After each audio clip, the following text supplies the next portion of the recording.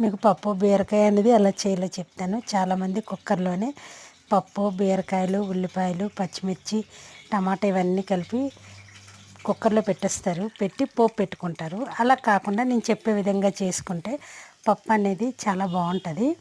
మనం పప్పు అనేది ఉడికించి ఉంచుకోవాలి. మనం కళాయిలోనే పోపు పెట్టుకోవాలి. పోపుకి ఎక్కువ ఉల్లిపాయలు వెల్లుల్లిపాయలు ఉంటే చాలా బాగుంటుంది అనమాట. అందులోని మనం పప్పు ఎప్పుడైనా చేసుకున్నప్పుడు కొంచెం ఇంగువ అనేది వేసుకుంటే పప్పు అనేది మరింత టేస్టీగా ఉంటుంది. ఇవన్నీ బాగా వేగాక ఒక టమాటా కూడా వేసుకోవాలి. అందులోనే రుచికి తగ్గ సాల్టు పసుపు కారం వేసి మనం బాగా కలుపుకోవాలన్నమాట.